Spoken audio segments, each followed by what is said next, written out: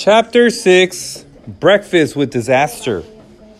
Lena's first morning in the doctor's house did not go well. Poppy was still sleeping when she awakened, and so was Miss Myrtle. So she got up quietly, put on the same pricker-stuck clothes she'd been wearing the day before, and went down the stairs. The doctor was standing by the table in what must have been her nightgown, a patched brown sack that hung to her knees. The hair at the back of her head was sticking up. She was leafing through a big book that lay on the table. "Oh," said the doctor, seeing Lena. "You're up." I was trying to find, I suppose it's time for breakfast." The doctor's kitchen looked like a complete mess to Lena. In Amber, the kitchens had been stocked with only what was needed. Some shelves, an electric stove, a refrigerator, but in Dr. Hester's kitchen, there were 1,000 things. Wide wooden counters ran along two sides, and on the counter was a jumble of jugs and pans and tubs and pitchers, big spoons and knives and scoops, and jars and bottles full of things that looked like pebbles and brown powder and tiny white teeth. There were baskets piled with vegetables Lena had never seen before. In the corner squatted a bulging black iron box. She thought it might be a cabinet, since there was a door in its front. "Well, we'll see if we have any eggs this morning," said Dr. Hester. "That would be a start." Torrin appeared suddenly from the other room. "Eggs!" he cried. "I want one." "Eggs?" Lena didn't know what that meant. She followed the doctor and Torrin through a door that led outside. Beyond the door was a place like an open-air version of the Amber greenhouse, only the plants growing here were far bigger and wilder, curling and twining and shooting upward with tremendous energy. Lena recognized some of them. Bean vines climbed up frames of netting, tomato vines grew on wooden towers, chard and kale plants sprouted up like big green fountains. In among the rows of plants, some fat, fluffed up two-legged creatures of the kind she'd seen on her way into town yesterday waddled along, poking at the ground with a sharp thing like a tooth that stuck out from their faces. "What are those?" asked Lena. "Chickens," said the doctor. "We'll check their nest and see if they'd left anything." She went down and went through the door of the wooden hut in the back of the garden, and when she came out, she had spider webs in her hair and a white ball in her hand. Not a round ball, but one that looked as if it had been stretched sideways. "Just one today," she said. "I want it," cried Torrin. "No," said the doctor. "You've had plenty of eggs. This one is for a guest." She handed an egg to Lena, who took it gingerly.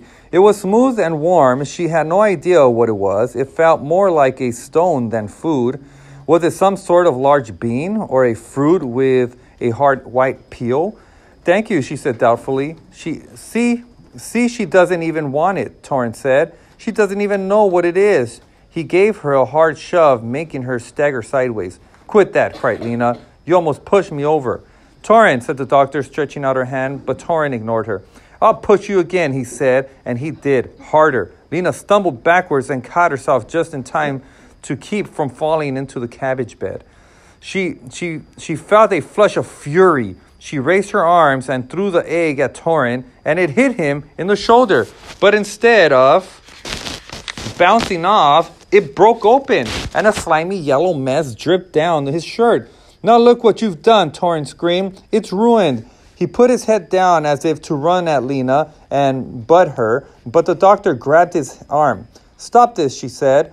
Lena was horrified, disgusted too. That yellow goop was something people ate?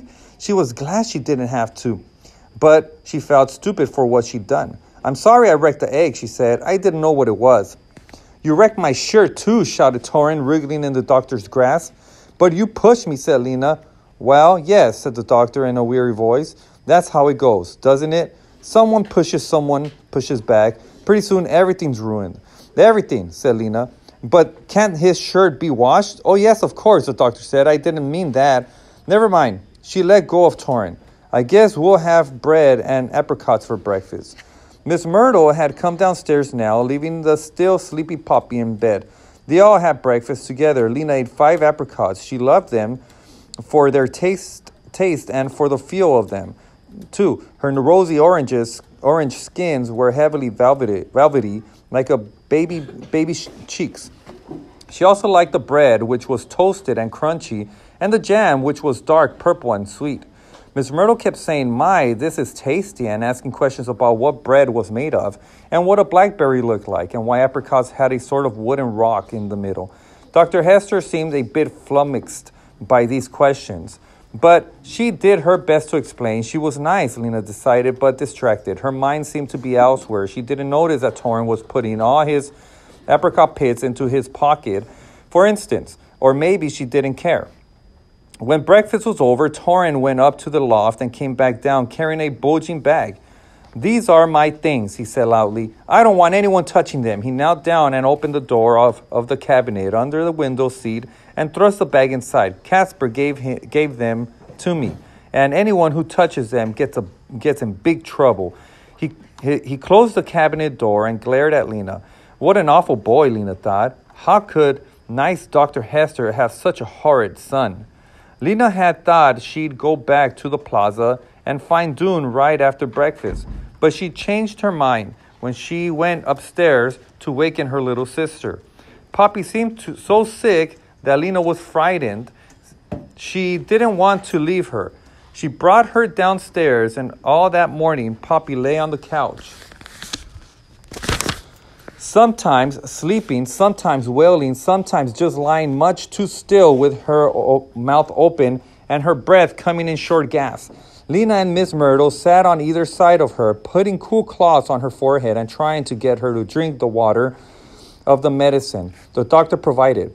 I don't know what's causing this child's fever," the doctor said. "All I can do is try to bring it down." After all the walking of the days before, Lena was glad to sit still.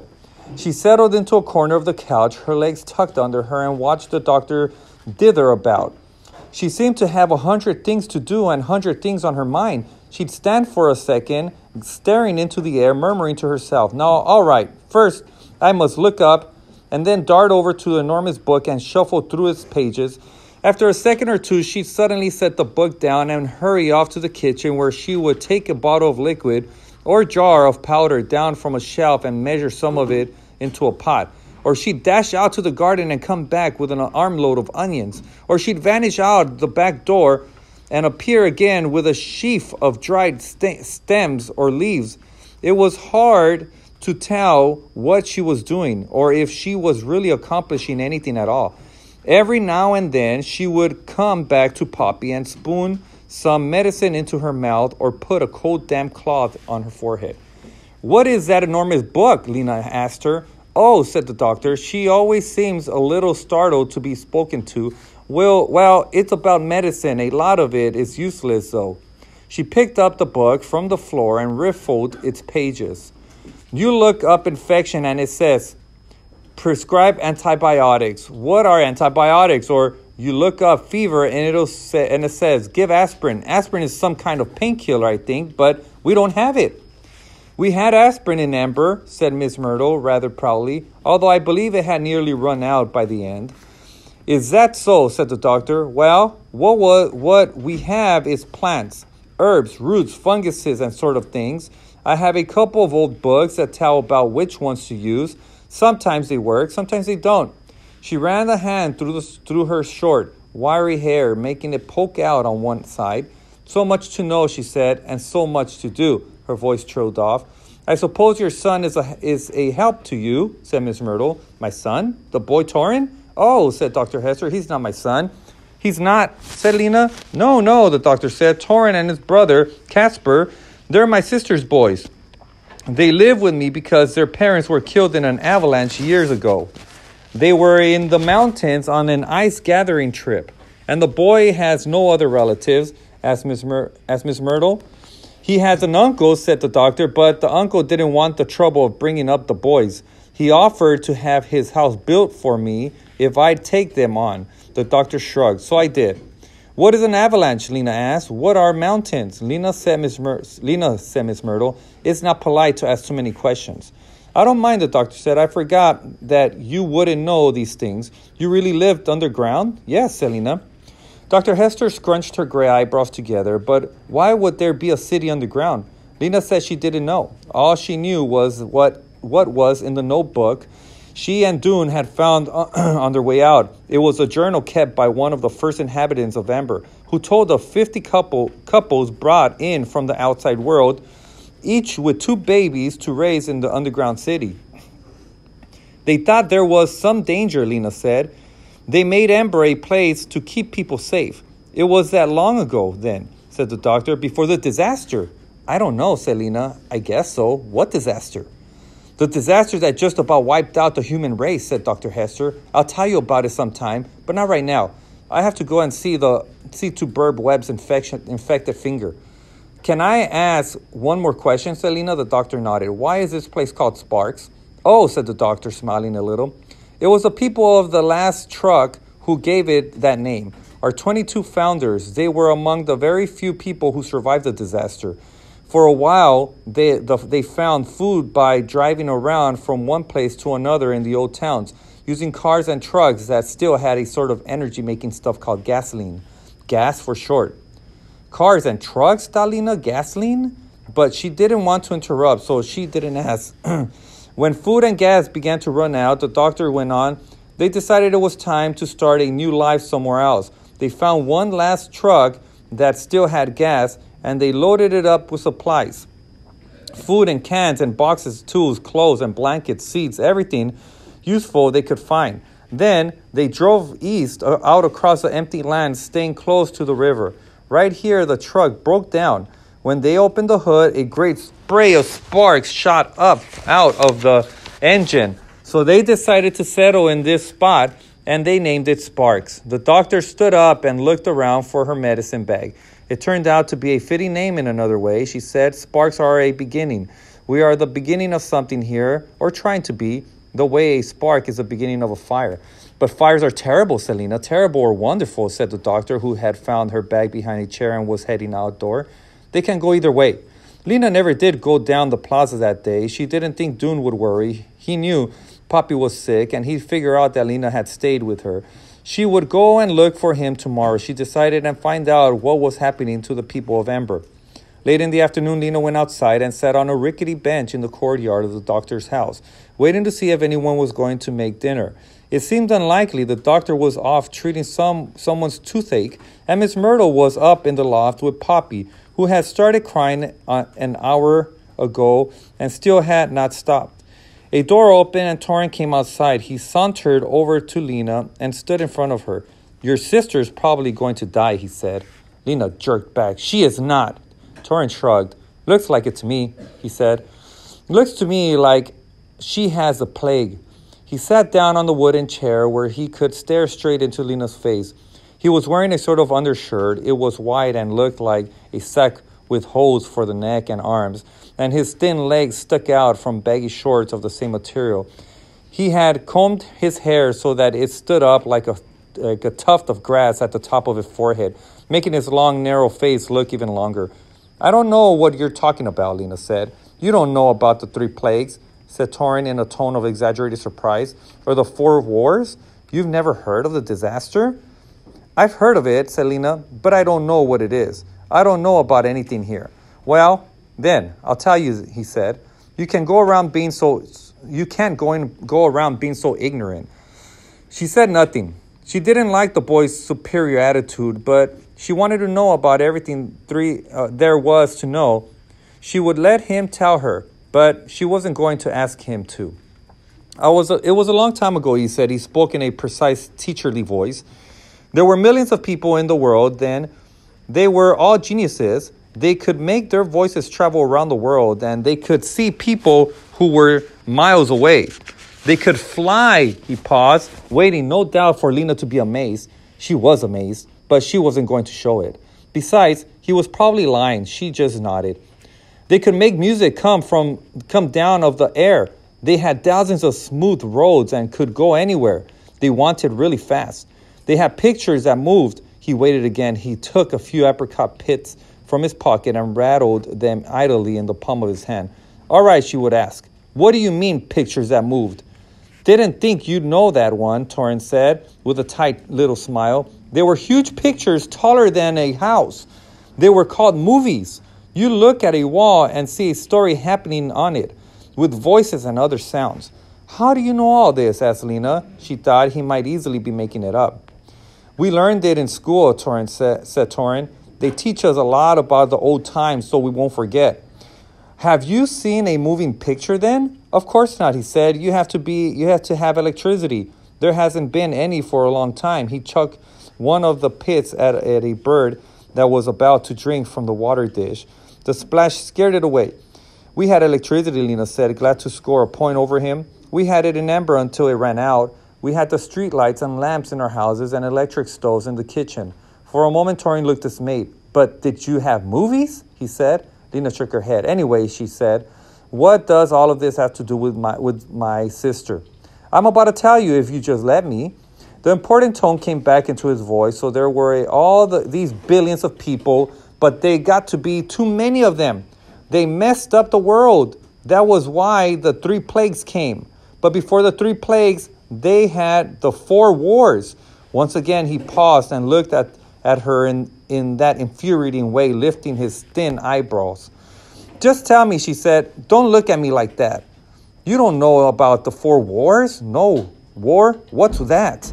A war is when one bunch of people fights with another bunch, and when both of them want the same thing. Like, for instance, if there's some good land, and 2 groups of people want to live there, why can't they both live there? They don't want to live there together, he said, as if this were a stupid question. Also, you could have a war because of revenge. Say one group of people does something bad to another group, like steal their chickens. Then the first group does something bad back in revenge. That could start a war. The 2 groups would try to kill each other, and one who killed the most would win. They'd kill each other over chickens? That's just an example. In the 4 wars, they were fighting over bigger things, like who should get some big chunk of land, or whether you should believe in this god or that god, or who got to have the gold and the oil. All of this was enormously confusing to Lena. She didn't know the meaning of good or gold, and she wasn't sure what he meant by oil. You mean, she said, thinking of the jars that had once been stocked in the storeroom of Ember, the kind of oil you cook with? Torin rolled his eyes. You really don't know anything, he said. He flung the rest of the pits he had, holding at 3 little red-headed birds pecking at the weeds between the bricks, and the birds scattered, cheeping. This was really beautiful, valuable oil. Everyone wanted it, and there wasn't enough of it to go around, so they fought over it. They hit each other? Much worse than that, said Torin. He leaned forward, elbows on his knees, and in a low, husky voice told Lena about the weapons they had in those days. The guns that let you kill people without even getting near them, and the bombs that could flatten and burn whole cities at once. They set the cities on fire all over the world, Torin said. His small eyes glittered. And afterwards came the plagues. I don't know what a plague is, Lena said. A sickness, said Torin. The kind where one person catches it from another person and it spreads around fast before you can stop it. We had one of those, Lena said. The coughing sickness. It would come sometimes and kill a lot of people and then go away again. We had 3, said Torin, as if 3 plagues were better than one. There was the one where you wither away like you're starving to death. The other one where you feel like you're on fire and you die of heat.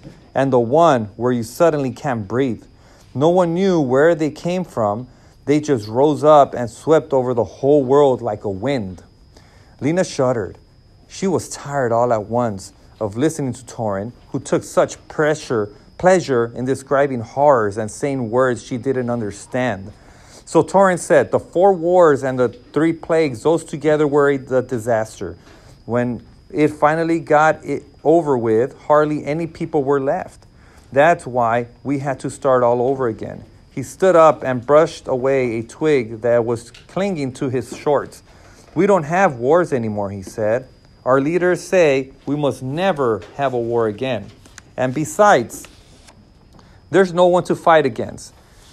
But if we ever do have to have one, we'll win because we have the terrible weapon. The terrible weapon, said Lena? What's that? But just then, Miss Myrtle came out the door with Poppy in her arms. Lena jumped up and ran over to her. Is she better? She's a little better. Poppy lay against Miss Myrtle's shoulder, her head turned sideways, her eyes dull. Why, she said in a small voice. Lena ruffled her fine brown hair. Torrin cast an indifferent glance at Miss Myrtle and walked away across the courtyard. The gate clattered behind him. Poppy doesn't have a plague, does she? Lena said. A plague? Certainly not, said Miss Myrtle. Whatever gave you that idea? That boy, said Lena. That horrible boy.